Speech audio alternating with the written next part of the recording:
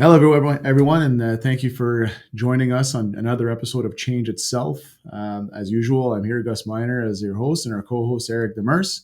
And if it's the first time you're tuning in, please you can go ahead and check out more episodes that we've got out over the past couple of years at changeitself.com, or you can follow us on Change Itself on the LinkedIn platform.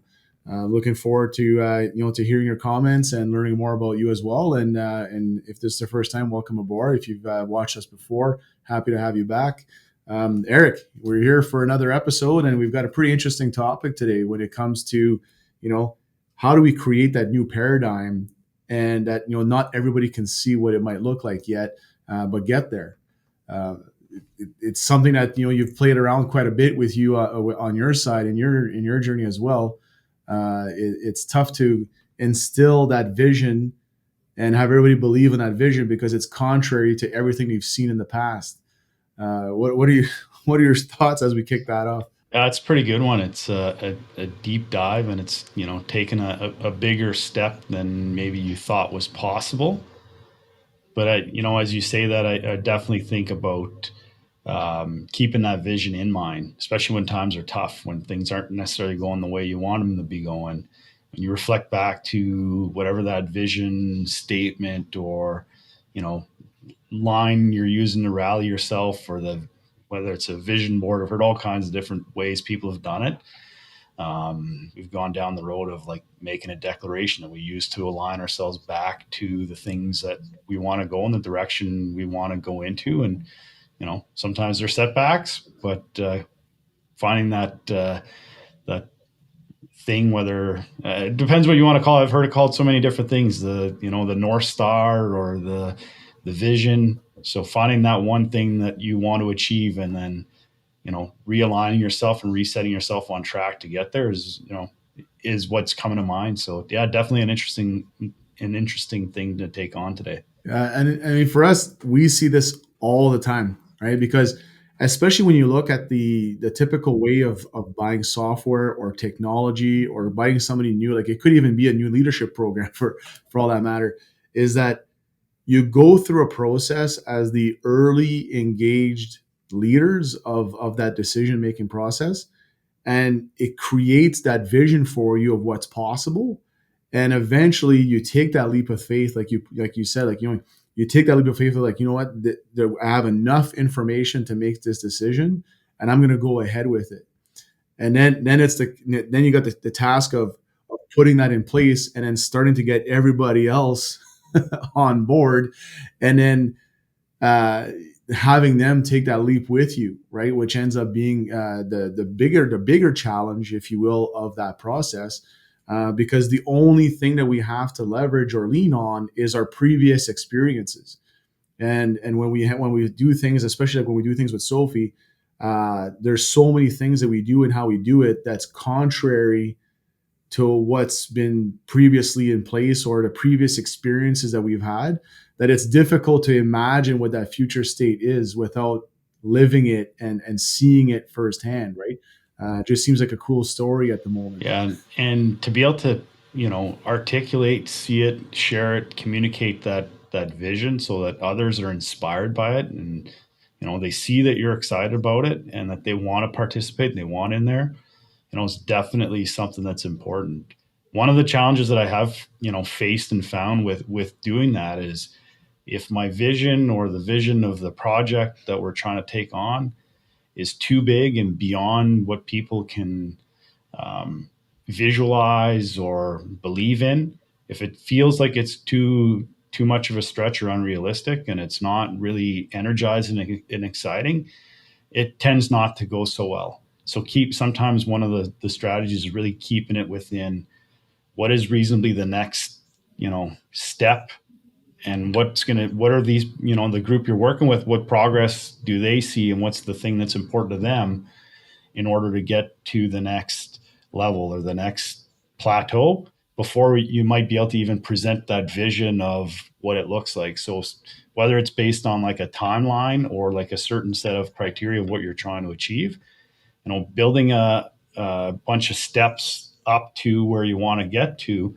and knowing that sometimes you can't jump from where you are today to that new paradigm that you described or the dream like this, and there's going to be increments to get there. And I think that's one of the key things that I found in my journey with change. Yeah, no, and it's important. And the way that I like to correlate that as well is it's no different than a diet and a workout regime where somebody can tell you, I'm going to help you lose 50 pounds. And then you've never had that kind of loss before. You've never experienced that kind of loss before, yet, better yet, even maintain that loss in the past. So he's like, I'm never going to get there. But then if somebody says, okay, so the way we're going to get there is I'm going to get you to lose 3/4 to 1 pound every single week consistently. And then you'll see your metabolism start flowing it. Now, it's important that we don't let our foot off the gas. We're going to do this and we're building our routines. And then next thing you know, you look back 60 days, right? And you're like, holy smokes, I already dropped 20 pounds. I've already dropped a significant amount more than I've ever dropped. And then now let's keep going on those practices so we can get to that 50. So I think the same thing happens when you're installing, especially automation, right? Anything that you're putting in place where you're saying, we're going to automate our way through our certain processes, or we're going to reduce some of the quality issues because we're going to automate the steps that we know do work based on the data or the information that we have. Well, if you're a very manual operator, or if you're a very, you like to be able to make critical decisions throughout the day, and that's where you get your wins from because you've made those critical decisions and you've got those control. Well, now how do you trust that automation? Because the whole value that you bring to the table was that critical thinking. So now you take that critical process out. What value do I bring to the table? But it's also believing that we're going to just move where you're making your critical decisions, if that makes sense, right? So let the automation do its job. You'll see what it does over the next little weeks. Hey, you know what? Maybe in 3 weeks, we realize this automation is not working. We're going to need you to kick back in. So don't go too far. But at the same time, now, if it does work and everything is all great, we've got an opportunity to take that energy that you've put in for that critical process to put it somewhere else, which can actually help, create some dividends. So we're starting to see that a lot more, especially in the mining and the construction side, where a lot more machinery, a lot more processes that we do every single day are being automated, so to speak, for consistency and accuracy. And then people are left, thinking, what does my new paradigm look like? What does it look like in the future where I don't have to do these things anymore? What's going to happen to me? Right. So it is pretty interesting that the pivot point we're at today with technology adoption in the workplace, especially heavy industry, where there's been a lot of technology implemented and different things implemented in just about any industry now. But the heavy industry was kind of like the last ones to challenge that at the front lines. And no different than when we have the conversation about cell phones or tablets and things like that in the workplace. It's we're turning a new leaf where 5 years ago, 6 years ago, it was completely unheard of that you've got people entering data in real time directly from the workplace. It's not vetted. They don't know how to use the right language. We don't know what we're going to get. They're going to start asking for way too much stuff. And now it's becoming the norm where we depend on that information so much that we don't even know what we did before we put these processes in place or that technology in place. And now we have to create what the next step is going to be, right? And I'm sure with your team, you've actually seen that as well, right? Where that initial resistance, that initial buy-in on what that new way of being looks like and what it is, and then all of a sudden you see that switch flip in their minds, where now they're ready to embrace the next step because they've seen the dividends and they've seen the fruits of their labor on the first one. Yeah, so on the automation front, not quite there, and I was trying to imagine kind of what that would look like if I were to start that journey today. And based off of what I learned with the implementation of Sofvie and some of our safety systems here at Technica, and to your point, it became a piece about.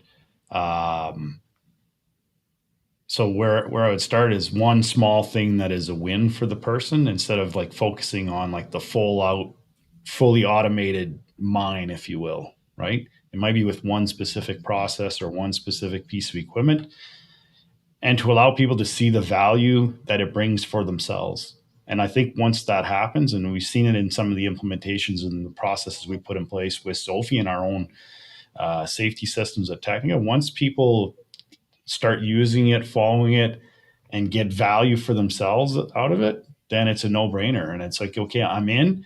And then the fun part is that's not enough. I want the bigger vision, or I want the next thing. And then it snowballs and takes off. So I think from, without any experience on the automation side, it's really interesting, but I think that's how I would probably approach it, is start with a small process, something that, somebody's going to see a lot of value out of right away.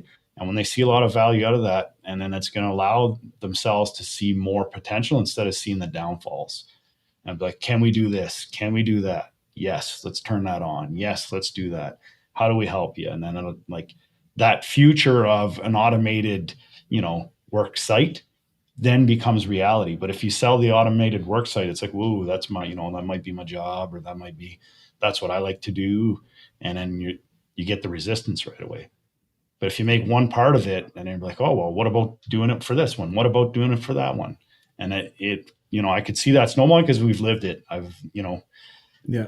That's what we live with, the implementation of pre-ops, pre-tasks. And then it was shift reports, and then it was this thing, the next thing. And it's just like, I want more, because I've seen the potential of what this can bring and what value it brings to myself and to my team. Then you get that pull of like, now that I know that it can do this, is it possible that it does this and this? And it's like, so happy you asked. It can. and then you're feeding this, you're feeding the engine rather than trying to, to push it all the time. And the pitfall, though, if I can, what's that, sir? The pitfall, if I can, because there is a potential pitfall. Yeah. Right. And that's if that thing you're going to try to roll out for automation, or the form or the concept that you want to roll out, the person doesn't see the value, or they struggle with some part of getting it done, then instead of going forward one step, you've actually gone back one step. So like, that person is even more resistant to the change, and you got to rebuild the confidence and the trust in that person in the original process, and then before you'll be able to get to a point where they then have confidence to try it again. Yeah. So having said that, I mean, one of the things that we talk about a lot is the value of leadership, right? And the value of the leadership plan, because to your point, you can communicate something, you can kind of socialize something, and then just kind of push it out there and then hope for the best, which typically doesn't always land in the same way with the different people, right? So as much as you need leadership to promote and make people excited and see the vision and draft out what that could look like and get that engagement, you also need that leadership on the other side of the spectrum, where now the asks is ramping up and now the feedback is coming in and tweaks are required. You need that leadership to also be able to listen, be part of that conversation, manage the pull, if you will. And that's what we talk about a lot with our clients in particular, is that this new vision of where you want to be, it's gonna take some effort to kind of get it there. But your largest effort is going to be on controlling how far that future accelerates to in this time span that you're able to do it. And I think we've encountered that as well on with the implementation with you guys with Sofvie, is that like, as much momentum and excitement you can bring, it does get a little heated at times, and the asks they basically outbalance, outweigh, or outpace the current procedures and policies, right? So you got to be careful to not unleash things that have no back end support for those requests, because then again, you're going to get some buy-in at first, but then because that information falls flat or doesn't get any real results from it, then you're taking that 2-3 steps back, right? Yeah, there have been instances of that, and if you're not ready for providing feedback So if you don't like, if you have a mechanism for feedback and you're not listening to it and you're not giving people feedback back and you're not keeping that going, that's a great way to kill the journey to that new paradigm. It doesn't, you create this idea that it's not important, and then it's like, okay, the vision that they now saw for themselves is gone. Like you've killed that vision for them, and so the momentum towards your idea is going away. And sometimes, if in the implementation we only turned on one part of a feature and people saw more, if I wasn't ready with the next iteration or the next version to or the next form or the next part of the process, yeah, I could, you would stymie that and you would create frustration with people because it's so clear to them, it's so easy, it's almost tangible that they could do it, and then it's not there, or you're not able to do it in a timely manner, and it just like, again, you kill that vision, you take a couple steps back, and then you're rebuilding that back up to resetting the vision and the plan to get there. So that does happen. It has happened, but making sure like that's one of the pitfalls, but the way to fix that is making sure you got good feedback loops, and you're checking and you're listening for it. You're in the field about it. You got, whether it's a help desk system or uh, someone that's a champion on site that people go through with some of these concerns or these ideas, and then you take them, you log them, you get back to people on them. Sometimes you might get back to them, you can't do it for several months, but the fact that you've done that, that future still lives there. There's still some excitement for this thing. It's coming. Yes, at some point it will come. And there were times maybe early on where a lot of those ideas were were so fantastic that they were maybe a year out, and it became hard for people to see that, it would come. And eventually a year would come by and you'd go back and say, hey, by the way, this was your idea. Thanks for bringing it up. I know it took a long time, but like, it's here. And then that would just spark a whole other level. Like, yeah, you might have had somebody that kind of lost faith in the process a little bit or in the vision. And as soon as that happens, it was like a supercharge. Boom, it's back. And so there's some really cool moments like that have definitely occurred over the implementation. No, absolutely. And one thing that something that we talk about a lot of time is when you start measuring, like, because people, you got to be able to measure what's going on and have a good finger on the pulse, if you will. But when you look at those projects about building that new paradigm or that new vision, well, that at first people are going to do things because they have to. You know what I mean? Like they're being told to, and then you're going to get a certain level of buy-in because of that first step. And then you're going to start seeing people doing it because they want to. And then that's where you start seeing the quality of their engagement go up a little bit. And then after that, then they're doing it because they believe in it. Right. And then again, your quality steps up, your frequency steps up. And then the end goal is that these people that were initially timid, now they're actually leading the way on how this is done. So from a succession standpoint, you want people to get into that fourth run or that fourth step, whatever you want to call it, because it's their pathway to then becoming a leader that now starts spinning up their own visions and their own processes in a future state, right? So, I mean, whether you call it the Hudson's ladder or you call it the levels of leadership or the different stages of adoption, they all have their variances, but they all speak to the same thing where, you got to get those specific steps in place and be able to measure it. And we're seeing it now with some of our clients where, not every training session is super rosy. You know what I mean? There's a lot of questions. There's a lot of uncertainty. People aren't necessarily feeling safe with the decisions that have been made. Right. But then once they're acknowledged for their efforts, to your point, this was your idea. We put it in. Thank you. It added a lot of value. Well, now they're a little bit more safe with the process. They understand that it's being well monitored. They also feel valued for their input and so on. And then they're able to kind of draw that information together to kind of get a little bit more situated so that, they can see their own path, and then they can start helping people along in the path as well. So it certainly is an interesting topic. And it's been something that's been top of mind for me in particular for the past like 6-7 months. And we've been taking on some pretty large implementations, to be honest, probably the biggest ones we've had to date. And that's exactly what we're seeing. right? So I thought it'd be great to share with the audience in general, and because maybe everybody's got that concern. I'd love to implement this idea. I would love to be able to broadcast my vision, but I'm afraid, or I'm not certain that everybody's going to accept it, or I'm not certain that everybody's going to be on board with it. What do I do? Great idea. How do I put this in place? That's usually a that's usually a question. So being able to draft out that plan and showcase from step 1 to 100, this is how we're gradually going to shift everybody over and do this. Super valuable, right? So that then you can engage people at different levels. It's going to take a lot of work. Like it's not like, yes, they're incremental improvements that work towards getting there. You're going to have drawbacks.